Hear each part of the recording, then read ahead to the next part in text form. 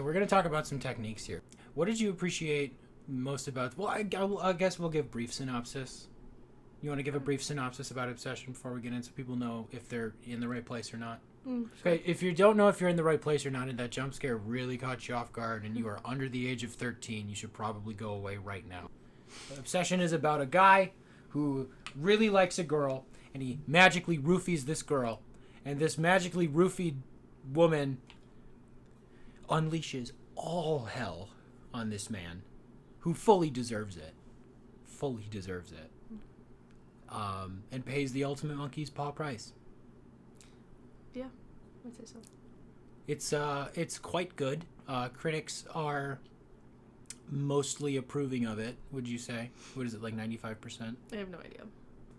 94%! Close. Look at that thumbnail. It is one of the most terrifying movies I have ever seen. Well, yeah, and so, like, something that I experienced was that I hadn't really seen many horror movies in theaters. We've been on, like, a bit of a horror movie kick recently, and this one was just the next one in our list of things that looked interesting. What did we watch before this? Backrooms. Right. We want to talk more about, right up front here specifically, all of the stuff that physically terrified you. Right. So, right out the gate when we were talking about play-by-play, we mentioned how immediately after Bear broke the wish that Nikki was immediately a silhouetted character for the rest of the film. Yeah. Beautiful execution. Yeah. One, it left, like, the hairs on the back of your neck stand up if you sit there for too long. Yeah. The way she saunters up to the car is so, like, strange. Yeah. So if we talk about technique, especially with lighting, right? She's shadowed, like you said, for a lot of the movie. Intentionally shadowed. Yeah, there was one scene where she comes to Bear's house after they're apart for maybe a couple of days, or she comes there the next day after their first night together, and she is in shadow. It's very uncomfortable to look at, and but you're like, okay, you're feeling icky, and then they do a close-up on her. She's still in shadow, but she has these light glares in her eyes, and we, like, slapped each other in the theater when we saw that, because we were like, oh, that was icky, that's icky. And they linger on it for quite some time. We later kind of went back and thought about how that's reminiscent of, like, animal glares, and, like, when you see an animal in the wild, or, like, out in the forest in the middle of the night or something. I live in a very woodsy area, or I grew up in a woodsy area, so that type of imagery is very familiar to me. It also kind or your of, cat, and in the hallway at night, right? Also, on all of those things, the visual triggered me to remember a little bit of what the sunken place looked like in Get Out. That's how I imagined real Nikki to be feeling while the other Shadow Wish Nikki was also in her brain doing the puppeteering. I think that's a really good metaphor, or illusion as well. So another thing I want to say about the visuals, intentionally they leave a lot more of the scares up to your imagination, which effective horror films in the past have done, and that is why they're so good, which is why I think people find The Shining disturbing. A lot of those scares come out of nowhere, but they're also deeply psychological. Right. They sit with you, and the camera lingers on, like, the old rotting scab lady for a bit. Oh, yeah. It's kind of like the blood elevator. Yeah. And The Shining has the element of being what's real and what's not. Right, and it's all a master puzzle of terror. Ouch. It's kind of meant to just make you uneasy, especially when she starts to see that he's unraveling. So, I mean to say that because this movie, doing the Nikki's in shadow, implying that there's the animalistic quality, the cat-like quality, because the beginning of the film uses a cat to establish Bear's capacity for affection, compassion, caring. Basically, it tells you who Bear is when he stumbles into his house with his cat that committed suicide. Yeah, let's talk about the bedroom part. Both of them. There's two bedroom parts that we both are kind of burned into our brains. There's when Bear's going to town on gross, And she's plain faced. She's dark faced the whole time. I call it dark faced the whole time. Yeah. Basically doing the performative thing. She's it's really disturbing, and the trigger warning. Yep. It's very disturbing because she is making the good sounds. Yeah, it's really but something. She's very much not there, and I did not like that. Was another one of the moments that I kind of poked you. I was like, oh, I kind of want to go. I want to go. I hated that one a lot. Like, I needed air, and I couldn't get air. So, we don't want to go into too many of the beats because everyone's done it before, but it is important to bring up. Right. Then later, to get more into the visual techniques we appreciated, this movie doesn't use a lot of CGI. That's not a very unpopular thing to have in your movies these days. If you watch an ounce of corridor digital internet content, there's visual effects in everything. Mm-hmm. Everything on Netflix has visual effects. Too much. It's like that's probably where a lot of the budgets are going these days, because all of your shows can be shot on a blue or green box, and you can just put whatever you want in there, and that's right. Anyway, we don't have to go about that. Right. So like for this such a small budget, you did everything in camera, which is very, very which cool. Some of the greats did. I'll cite Halloween. Yeah. John Carpenter's Halloween, guys. The Thing is all mostly practical effect. I think the it's first all practical one. The effects. first one is practical. John Carpenter's The Thing. Very, very good. So what I'm trying to say here is, do more of that, Hollywood. Do more, please. More, please. So I've seen so many. I'm sure you've seen so many of the like shots of Indy in her makeup. Yep. So like like frog facing in the corner. Oh my god. I hope we can find that picture. I'll put it up right here because it really helped us process what we saw. That was the part that lingered for me because she communicated so effectively. I couldn't tell if that was real Nikki or fake Nikki or like wish Nikki. You asked me after we saw it. You asked me if they had CG morphed her face. Yes. Because you thought it looked so uncanny. Right. So what they do is they establish in the wide shot when Bear's looking for her after she calls out to him in the darkness or says something that scares him. She says, "Go back to sleep." Yeah. So she crawls out of the corner cat-like and in reverse, which they do effectively. They do. I heard they hired a dancer for those things. Yeah, dude, they did so many things to do this in camera to make it so effectively powerful. Hollywood, pay attention. Good independent filmmakers, we're paying attention. Yeah, we're paying the fuck attention because this is the kind of shit that we love to see. And then they do practical makeup on her face. They just make her look flat and they make her look older. It's so gross. So then in the dark, when they're putting the camera on her and she's doing the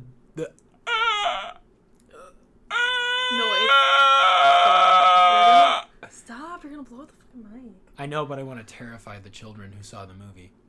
You're terrifying me. I know, right? That's the level, because I used to do that in our house all the time, just like a cute little and now it's like triggering deeply. Yeah. So she does that so well, and I like during those moments. It's the moment in every horror film like It, where when you get that close to the thing, the face morphs or opens up, and it's the cheesy jump scare that rushes the camera and terrifies you. Well, this didn't do that. Yeah. This stuck on her face, and it made you want to just look at it because you don't know if she's morphing or if they're like taking her lips and sinking her eyes. No, they just did that in camera. So one, kudos. She deserves an Oscar, some nomination, some award. Also, the filmmaker deserves an award for just being like practical effects on everything. Yeah. When they did the peeing down her leg, when she, like we saw immediately after the film, I was trying to watch stuff about it because that helps me just like if I'm feeling any terror. It helps me get over it. You did not want any part of what I was looking at. There's a part, I'm going to just say this. She does the thing where she makes the scrunchy happy face like she's grinning and bearing it when he has to leave. And then the camera pans down and she's peeing. It's not her. It's a very funny, elaborate setup. There's like 3 people with a C-stand behind her. It's awesome. But then when the camera pans down, you see her face break and she eye contacts with the BTS camera and she's like, Uza is great. And I'm just like, okay. So like that helps you to be like, oh, the unsettlingness is really effectively done in camera. Like, they were so good that she could break, like, above the line. Right. So, yeah. Please do more of that. Please do more of that kind of shit. I hear this guy has more movies in the can. I'm terrified. Heard some of them. I'm so terrified to go check them out in theaters, but... Well, he's got, like, short films that he's done on YouTube, I think. I'm certain I've seen one, just by accident, being as crazy internet obsessed as I was as a child. I don't know if we were just in a specific part of the theater that made it extremely loud for us, or if it was just an extremely loud movie. We haven't talked to anyone else really about that. Are you talking about the sounds now? About that portion? Yeah, it's just the use of sound was very effective. Like, it worked. Yeah. The scares made you scary. It was a little too loud for me. I could just be an oversensitive, too loud boy, and that's fine. I've learned that. It was a lot. It was a lot. It was a lot of loud. I felt like the only way I could describe it to people who hadn't seen it was that it felt like I was going to get hit by a freight train. It was the whole room was it sounded like the foghorn was going the whole time. But it worked really well for, like, some things that I jumped at that maybe you wouldn't have any other way. For example, that same scene that you were just talking about with them getting ready to leave, or Bear getting ready to leave for the day, when they just show his face and he's looking with, like, absolute terror at something. You don't know what it is. And then it jumps to the door, but it plays a really, really loud noise when it jumps to the door. The duct tape door. I jumped so hard when they showed that. And, like, also just the idea of her sitting there being like, okay, are you sure? Are you sure you don't want to stay? And him being like, oh, no, I'll see you when I get home. Dude. And then to see the door, it is honestly a really, really terrifying concept, because I'm picturing her being up at, the middle of the night, 4 a.m., 5 a.m., before he wakes up, and getting in there in, like, a manic episode, finding duct tape, and, like, getting that much to tape the whole door. Not even manic. No, I'm, like, picturing that has to be, like, a very, like... Well, yeah, just how much was there. A speedy event. Well, if he's, like, taking a shower, and she does that in the shower. But let's not forget and remember how strong she gets with the brick scene. I mean, a lot of the imagery in this movie, the unsettling imagery, is very effective, right? The shots are very well composed, and they all make you feel dreadful, exactly how you need to. This movie likes to linger. Mm-hmm. This movie almost got NC-17 because of the brick scene. Spoilers for the brick scene. Was supposed to get a few more good head smashes in there, and and gush and gurgle. Yeah. And some shit. It's just rough. The actress who played Sarah, I don't remember her name right now, said she recorded ADR. Yeah, so... Of, like, her we'll hear that. Noises. We'll hear that soon. That's nasty shit. Absolutely awful. I could not watch that scene. It's so well done. It's so well executed. I can't deny it. It's just so well executed. Visually stunning. Visually very, very powerful movie. All right, so... He is too much of a yutz to actually sack up and, like, get anything going. So then he has to use the magic to roofie this poor woman, who a lot of people are I don't want to say divided, but I think there's a couple of schools of thought to approach how the curse works, right?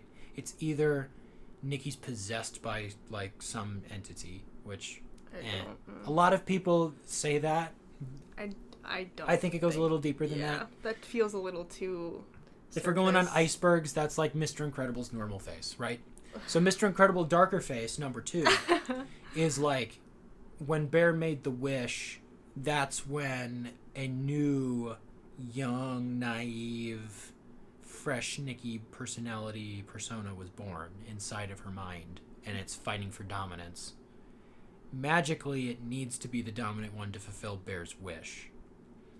But a lot of the scares right off the bat, I think, are Nikki trying to break through. Yeah. Again. And a lot of those scares are done because the sound cues make them scary. The story is a tragedy for Nikki, right? You follow Bear, and you're meant to empathize with his perspective, but like it's up to you to decide if he's good or not, and that speaks volumes about you as a person. If you think that he's innocent and the victim here. In another, like, almost, maybe not this genre, but in another type of, like, if this was told slightly differently, he would be an unreliable narrator. Very much so. Which I so. find very interesting to, like, make him that center point. If we're talking about writing technique, this is near perfect story building. Visual storytelling wise, it's near perfect. Like, the visual metaphor of the cat is established at the beginning. Nikki is synonymous with the cat throughout the film. A lot of her movements are graceful, like kind of like a hunting cat. Someone compared the her attack on Sarah to be very similar to the way cats hunt. Yep. So there you go. I don't know who said that. There I you don't go. remember where I said that, unfortunately. I also wanted to talk about how the writing of this movie also lets the imagination play just a little bit more. I mentioned that whenever I was thinking about how real Nikki was trying to fight for dominance inside of her own body, it kind of sounded like, or I imagined what the protagonist of Get Out was feeling like when he goes to the sunken place and he's like viewing his mind like a movie screen. Like, I can't say that that's what the writer had in mind. It's but a very because like then the guy on the phone yeah. connects you to real Nikki and she's screaming and shrieking in this hellscape, and he's like, he doesn't care. Yeah, they just simply gloss over that. Yeah, well, he does. He just Bear goes does. back into the house. It's like, what? Yeah. Huh? So I mean, he has no other option really, but another good aspect of writing was like someone compared this to good time bomb trope. Yeah. So every time that Bear had to go home to Nikki, just filled with this sense of dread. The dread got worse because that the ensuing explosion was gonna be so terrible. Yeah. Kind of like Nikki became her own Chekhov's gun. Like, it was gonna go off every time she was on the screen. Mm-hmm. Beautifully executed. Yeah. And that's probably not what Chekhov's gun is. It's not. It's like if you see it in the beginning of the movie, it will be referenced later. Yeah. Like Chekhov's cat in this movie. But you don't know if the cat's alive, so that's the point of the Schrodinger's cat. That's Schrodinger's cat, not Chekhov's cat. Chekhov was a film guy. Chekhov's gun is the technique where it was on the wall. And right. No, by the end of the scene, if it hasn't been used, it's like, oh, well, why was the gun on the wall? Right. So anyway. That's what I liked about this. Everything was used again. Even like lines like food critic. That seemed like such a throwaway, just like talking point for their dinner. Yeah. Going to be used again for his lunch the following day. That was really... A lot of people online talked about why she did that. Mm-hmm. I'm just thinking again, it's the cat. We have to bring the cat metaphor back full circle. Yeah. And you had mentioned that like cats like to present their people with dead things. I did mention this at one point, especially in regards to the very end of the movie. Yeah. So I had heard an interview with Curry Barker, and he was saying that no one really talks about how fucked up it is that Nikki makes Bear get rid of the body just to put it back in their house. Yeah. To torture him with it. Yeah, to further torture him, right? For the issue that she clearly says is Bear's fault. Everything is Bear's fault from that point. And even further before then. But I made the point to Matt a couple days ago that it is kind of like when cats bring you dead things. Just very fucked up. In a very messed up way. But that's kind of, she had the whole shrine in there. But yeah, it's kind of the idea that who loves you more than anyone in the world? Your pet.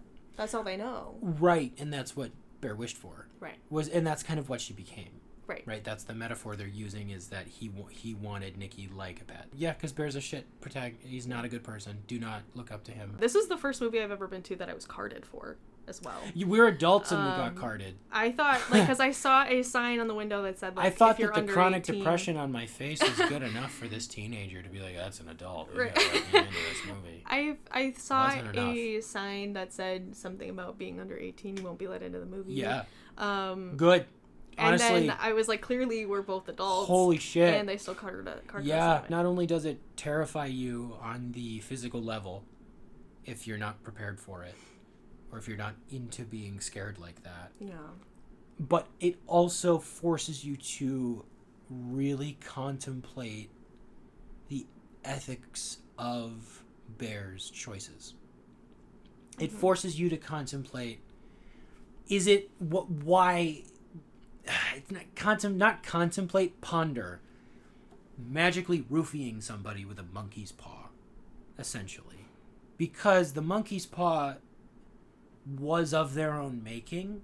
It's not that it was doomed to fail from the beginning. Well, let's be fucking clear, this is a tragic story, but the darkness revealed itself, and like, oh, the dark payment is that it's never been real Nikki, which she says many times. Say. We've glossed over that part where that one really got me. He's terrified after the bedroom scene or something. And no, this is when he's going out to meet Sarah. Yeah, he's gonna go out to meet Sarah before she gets fucking brick-faced, and real Nikki is breaking through, begging him to kill her, and he won't do it. Instead, he's like, "Is it so bad being here?" All of us were like, "Oh!" I think we heard people in the theater go, "Whoa!" Just the groaning from everyone. Like, are you serious? Like, you've been through all of this, yeah, and you still don't understand that this woman is suffering. God. She has literally, she has blood on her face at this point because she just stabbed herself with a bottle. With a bottle, yeah. Like, she literally slashed 2 her scenes face. before this, and he's like, "Is it so bad to be with me?" How tone deaf do you have this movie to be? This movie was crazy. To get that and like just making you think about everything. Yeah, and then she says, of course, "You've never been." It's never been me, which to me backs up. It's this new version, this new magic, imposter Nikki that's like invading. That kind of leads us into the next scene where, do we know if that is, who's leading that? Is that real Nikki or is that? Yep. Now the movie starts that Shadow Nikki, and where we because I would say this. I think there's a little bit of both there. Because there's development on like the Shadow's part, like when she's first introduced to us in Nikki's brain or in Nikki's body, is very childlike, very innocent, very like, what am I? Where am I? What's going on? Yeah, her. And then later, like, now she's speaking like a rebellious teenager. She's speaking as a rebellious woman. Going from like maybe 30-40 minutes sooner in the movie where she, or maybe not even that far, but where she says, "I don't know how to be, tell me what to be, tell me I want to be, I don't know how to be Nikki, I can't be Nikki." And then past when, after she kills Sarah, going to the, "This is your fault, you did this," going from the I want to be everything for you to "This is exactly what you asked for."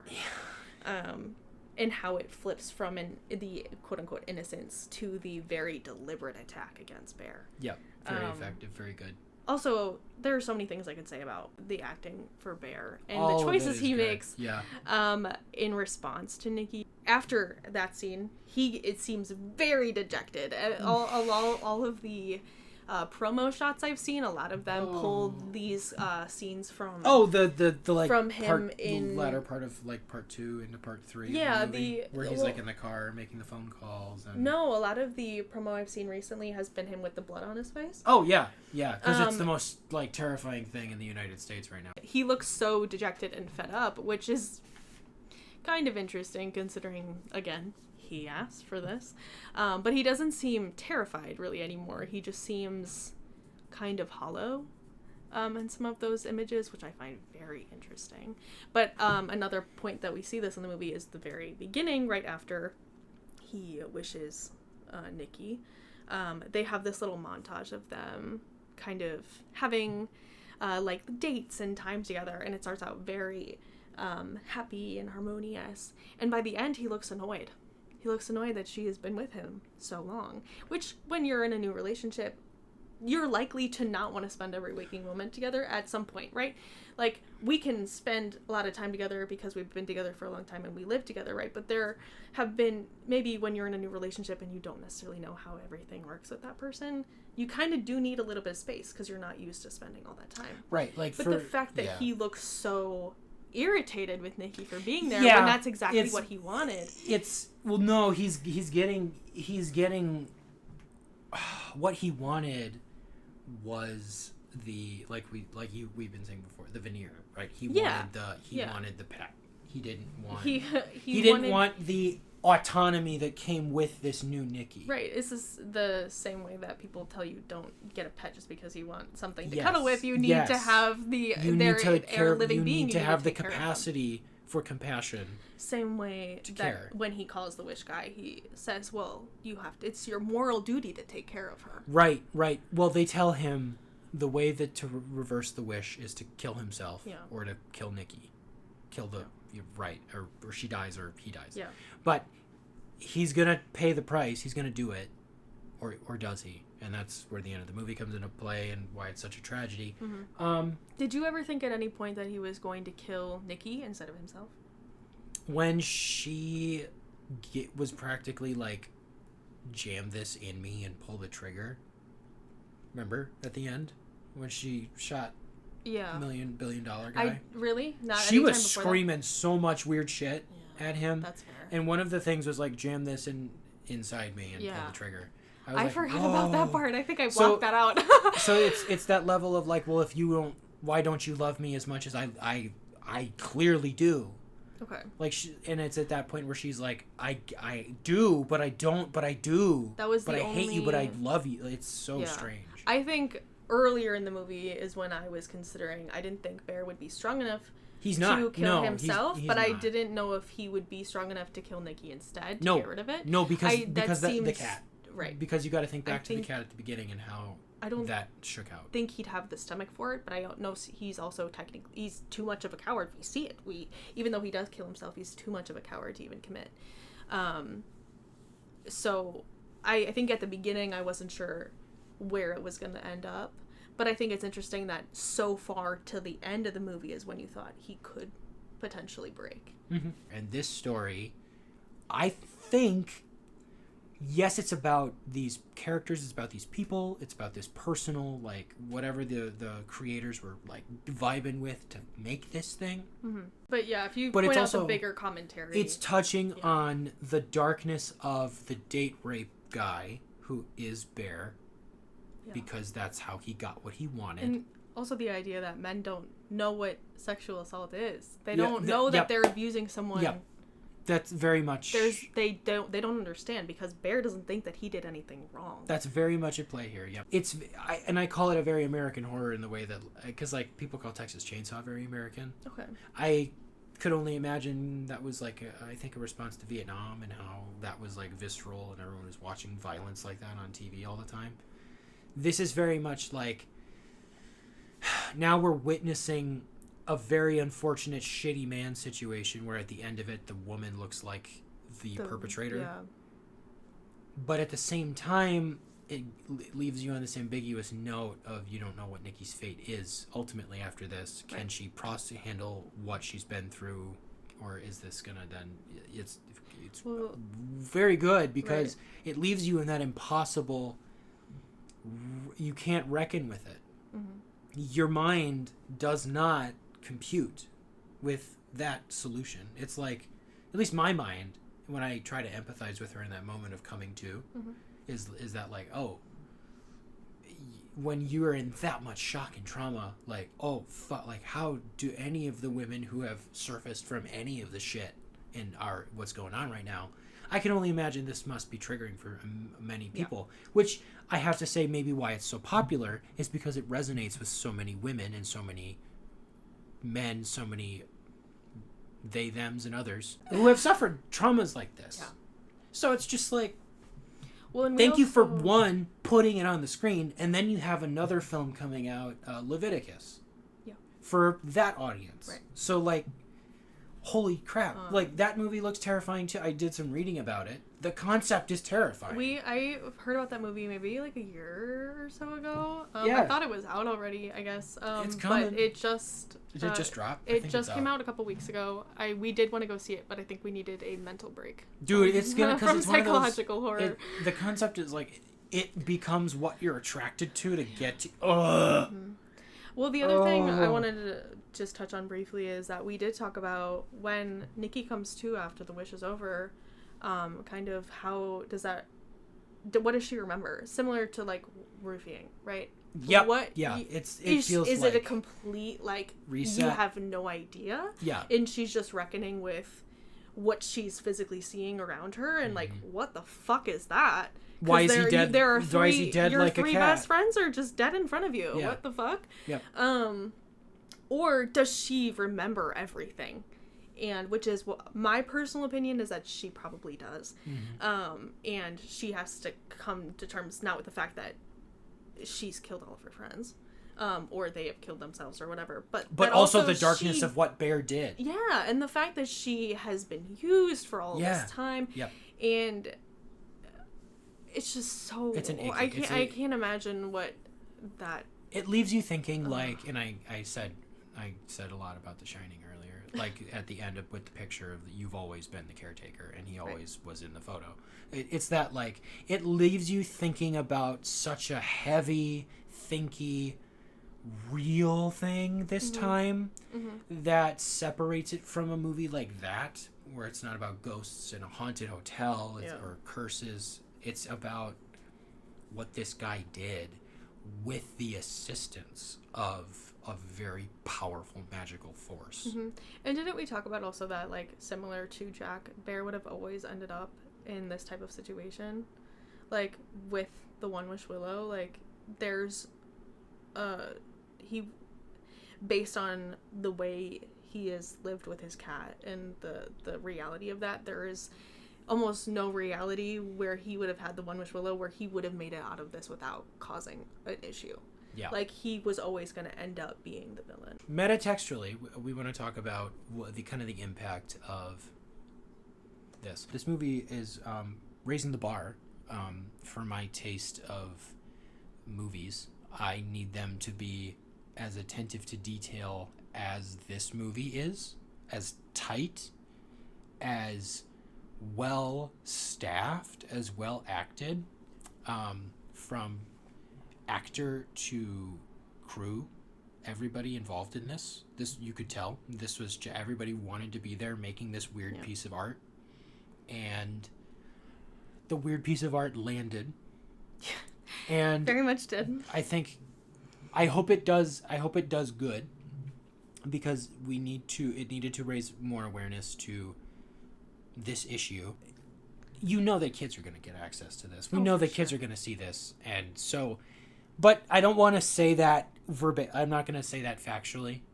I know that this movie is going to be seen by the 17-year-olds who can get it on streaming because their parents aren't home, and it's going to terrify a generation of children and women and men. I hope it traumatizes some men to really make some choices, to really analyze themselves. Date rape culture, trust me. Like, we can say the college experience in America, I don't know if it's like this everywhere else. Very often before returning to school, you had to do refresher courses on alcohol safety and date safety and like what to do if a girl that you're with is passed out because of a drink that she had. We also who do you call? We're employees of Don't take advantage. Yes, so we were also university Title IX employees. Training, because we were mandated reporters. But when you go to college, they just front load that right out the gate, and then don't fucking forget about it. Show this movie. Usually, everyone coming into college is going to be of age. I mean, show this movie. This is a bit much for... No! But yeah. This is not a bit much. This is exactly the right amount. Yeah? Yes. Show them this. Right. If they're not getting it, show them this. Colleges need to show this and talk about it. Make sure they understand who the real villain is. Bring us in. We'll talk about it. I have 2 English degrees. Yeah. I'll obsess over this movie. Yeah, no, we quite literally have already obsessed over it. I did see another creator, and the video I saw was stitched and commented on, but someone saying that this is truly a terrifying movie for men because they didn't understand. Because they didn't understand, they thought Nikki was the villain, they thought Nikki was the problem. Which is she is terrifying. She does a fantastic job at being absolutely terrifying, but she is not the villain. Nope. And that's such an important distinction. I think anyone who sees this movie should hopefully realize that's the case. Yeah. And that Originally, your nice guy isn't always as nice as you think. No, metatextually, the original ending was that Nikki shoots herself at the end. Yeah. Sorry. I would have been disappointed if they had it that way. Because, I mean, I don't know. I like when a movie ends with ambiguity. And having her end just screaming. Yeah, it was good. When the camera's flipping upside down. The perspective is upside down. Everything is upside down. Yeah, way worse. It's a lot more of a visceral reaction you can get from your audience walking out of it. We literally turned to each other and went, so that was fucking terrifying. Not a lot of people were talking at the end of this movie. A lot of people just kind of... We're very loud people when we're scared. We're sorry if you sat next to us. I think it was a nice blonde lady who was just on a date or something. There was a girl next to me who was curled up the exact same way. Yeah, a lot of us were all that. fetal. I won't lie. It was a very, very, very, very terrifying movie. I wish I knew. I have some issues from my past that probably triggered during this because of the loud noises. Yeah, we don't do well with loud noise sounds. warning if you made it this far and we didn't mention it any other part. Loud noise warning for this movie. It's very loud. Bring some earmuffs for your sensitive ears. Trust me, you're going to need it. I have. Yeah. Well, also, just a comment I had about how this movie subverts expectations and how they do it with sound and light and other things. But the way the writing is done, they kind of take scenes that seem humorous on the surface. Like a coworker of mine told me that she saw one scene when they're at the house party. And she's making the frowny face. She's like, or no, she does the kissy face. And she's like, it just looked so funny and silly to me. And I was like, yeah, that's the thing. It's like juxtaposed with, like, it should be a humorous moment. But because of the undertone and the context around that scene, it's absolutely terrifying. And then the fact that she, like, goes crazy right after that. And she's, like, having her monologue right before that is also fucked up and weird. It's so the like brother and sister. Yeah, so that's meant to reinforce the fact that maybe Nikki thought of him as a brother. I think that's kind of definitely the what that's whole going time, for. Right? Because the poem that she's reciting harkens to Hansel and Gretel, and then forearm flesh becoming a phallus. Oh, I forgot about that part. And they had like a talkback thing, a Q&A where she was like, we did not have chemistry. We should not, like, these, like, us two actors do not have the chemistry needed to play, like, a romantic couple. And so, like, very much so, like, it didn't work in any sense. They made it work really well for that they just don't have the right chemistry. But yeah, like, those two actors should never be together, right? It's good. Well, the other thing I Good want to tension. talk about is, like, building the tension and building the dread, but something that I noticed, especially, like, with filmmaking and a lot of the things I've seen over the years, car crashes have a very specific filming technique that people use. So if you've never noticed it, I'm about to break it for you, and you're going to be able to see it every single time, so I'm very sorry. Whenever you're watching a car scene, the camera is going to be on an angle from either window in the front windshield, pointing to either actor, either character. On the only time they do this, when they have a car crash coming, the camera will be from this. So if we're in a car like this, the camera will be over here from the window, and you'll be able to see like the rear window will be in the center of the frame. No, the passenger window will be in the center of the frame. Yeah, that's what I mean. Yeah. Like the window behind whomever is going to be directly behind. So if you've never noticed this, you're welcome. You will now. This will prepare you. So car crash scenes won't freak you out as much. You can kind of tell when that is coming. They did a really horrible thing to me with this movie. Every single time they had a car scene, they shot it from the side. Yeah. They shot it from the side. They were so you're very expecting aware. something to coming. They did 3 car scenes. Yeah. So by the time the third one happened, I was lulled into a false sense of security. Yep. Which made the jump scare in the third car scene with Sarah and Bear way worse. Well, you know she was going to die when she was going to tell him if she got in or not. And then he opened it and she did. Yeah. So, like, obviously, And there's the monkey's paw price. And I completely forgot about that foreshadowing because I was so It's busy one thinking of the about many. other foreshadowing. It's one of the many prices Bear has to pay for getting this wish. Yeah. That girl should have fucking picked a better man. Sarah got duped hardcore. But also, there's some I get criticism of Sarah for going after a man who is in a relationship and criticism. There's some criticism against Sarah for that. But I mean, that's what young people do now. For sure. That's basically young people's dating culture now. It's weird. I agree. It's weird. But it's weird out there now. I wanted to talk more, talk about how, from a filmmaker's perspective, in terms of using technique and undercutting something, that really caught me off guard. Mm-hmm. Because the scene had gone on long enough. Mm-hmm. There was the third time we have a car scene. I've seen the way that they've done these things before, and I started that scene on the edge of my seat. I was so ready, and then 3 minutes pass, and I'm not expecting what's coming. I jumped. I've never jumped so much in a scene in my entire life. Yeah, it was very powerful. I my leg hit the we have recliner seats at the movie theater we go to. My leg hit the button and I started moving up towards the screen. I was very overstimulated. But very well done. Yep. For filmmaking. Again, terrifying, but so something that I found very interesting, and we've kind of talked about, especially when we got home, being a couple ourselves, is that there are pieces to this movie that, while they are amplified because of the situation they're in, the manipulation techniques and the way that they interact with one another are not that far off from being in the realm of possibility. So I think that was some of what made it extra scary at times, is that the mania or the jealousy or anxiety of being in a new relationship, from the idea that maybe your partner's cheating on you, or that something else is going on, or maybe it's one of your first relationships and you don't know how to handle all of these emotions. I'm not saying that that's what's happening with Nikki, but it's reflective in that way. Very much the wish personality processing and becoming. Because it feels very naive at times. It is. But also, similarly, there also, opposed to that, there are many things that are very manipulative that Nikki does, which also has a naivety to it, because that's stuff I saw in my own relationships when I was younger, between both Bear and Nikki, things that I've done, things that my partners have done, maybe, again, not to that extreme, but the kind of,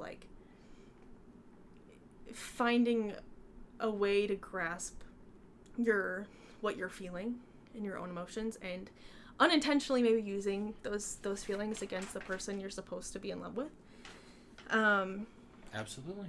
We talked a little bit about how it can be difficult to pinpoint when Shadow Nikki and when real Nikki are taking over, kind of at the end of the movie, and how they blur together. Yeah, that's it. I mean, you said it right there.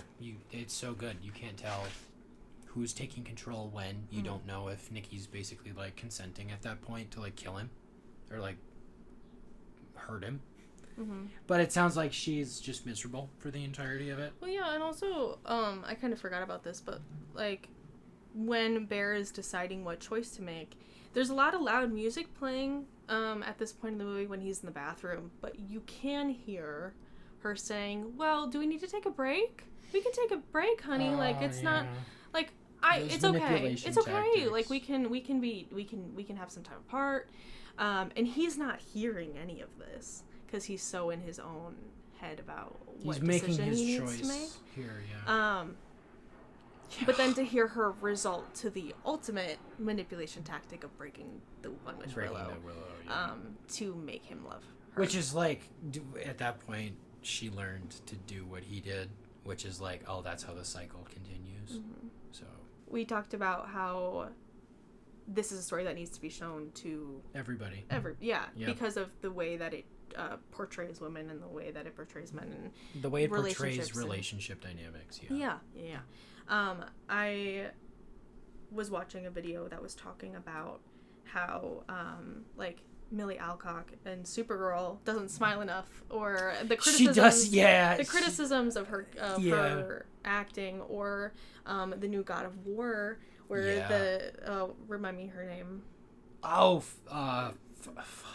It's not Freya because Is it Faye or something? Faye. Faye? Yeah, I think Okay. it's Faye. There's been some criticism of Faye, I believe is her name, that the character doesn't look attractive enough according to males. Whatever, it doesn't matter. But the conversation in this video was about the criticisms of women and how they just can never seem to be enough for the male audiences that are watching them. I can speak to this. It's media very much likes to pander to the male gaze, as people like to call it. Like if you look at any comic book released before the modern era, there's svelte women doing all sorts of poses. And we've been trying to kind of steer out of that in recent years. So with this too, God of War used to be this game where you played as Kratos, and Kratos was known for killing gods and bedding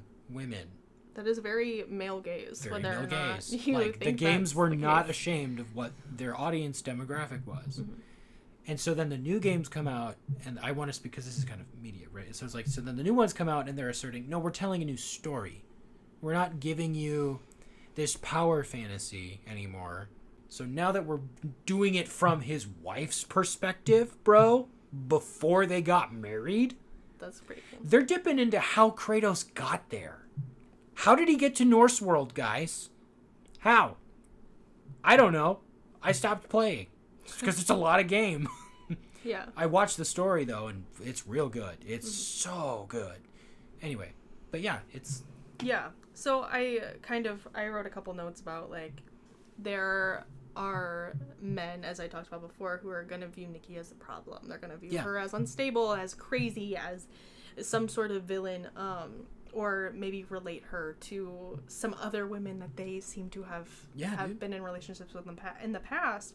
And I wrote that to these men, women are only valuable so long as they fulfill their fantasies of what women should be like, which is very similar to what Bear wanted. He just wanted the idea of Nikki. He didn't want what would actually come with her. He wanted the Instagram photo version of Nikki. Right. And I wrote a quote. This video was by Prideberry, like library, Prideberry. That's a catchy title. They said female protagonists are no longer treated as human.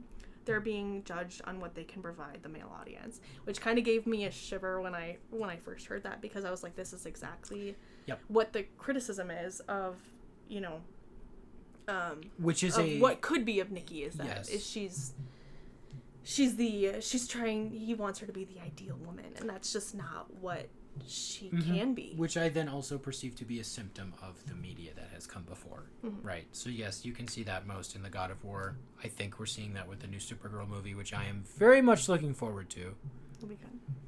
Because for God's sakes, just let the movie be a fucking thing. Just let it be. Just let it be. Just let him be, dude. Also, it's okay to have a woman's superhero as your favorite superhero. Sure. It's okay, man. Hey, you. It's okay. I like Supergirl too. Yeah, and Batgirl. It's okay. Batman has my heart, but I do enjoy them. It's okay. I'm interested to see. No, but for real, I think it's okay. I think that is something that does need to be said, because it's like a toxic masculinity thing. Superman was a fucking smash hit. Why is Supergirl not a smash hit? Right. What's the difference? I have theories. I'm not excited about Jason Momoa as Lobo. Okay. I don't care. If he sticks around for too much movie, I'm going to be rolling my eyes to the moon. That's my prediction. I can't stand this character. He's stupid. He's a stupid character. Okay. He's just a stupid bounty hunter who shows up and does nothing but be like, I'm Lobo! Whee! That's his whole thing. That's what's going to happen. I know nothing. I hope she decks him and he runs away like a little pussy man. I know nothing. Get him, Supergirl. I hope that's what happens. Anyways, I know nothing about the movie beyond confirming a couple of things for myself. I just wanted to touch on that piece that, you know, women have been... Anything that's not male gaze is viewed as this hyper woke thing, and I'm very interested to see Supergirl, because I know that there's already some criticism about it being along those lines, and I can't wait to see it and see that it's just a normal movie with a normal superhero, and it's not pushing any sort of agenda, and it's just that's all it's going to be. So I'm sure it will have things. I'm that. sure it has things to say. Oh, for sure. I'm not Because dismissing that. Yeah, Superman was not afraid to be political, and it did a very good job. and it did with an excellent job of just being Very good job. unabashedly like, "Hey, I'm gonna assert this," and this is Yeah. very in line with the character too. Anyway, so if this Yeah. movie is going to be doing something new and different, I'm excited. Yeah. Thanks for chilling with us, peoples. If this is something you want to keep coming back for, please come back. We'd like to make more. We're gonna talk about more movies. We watched some horror classics in the past couple of days. Yeah, we've rewatched some favorites. We're gonna be watching Supergirl. Yeah. If we can get a DVD of it, we'll talk about it.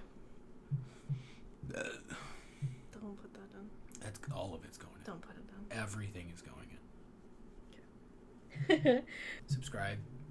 Yeah, To please this like, channel. comment, This and is a new subscribe. channel. This is If our this brand new popped channel. up in your messages, we're sorry to spam you, but we're not sorry to spam you. Check us out. We're gonna be doing more stuff like this. If you like dissecting movies and So do we. and writing stuff, come hang out with us.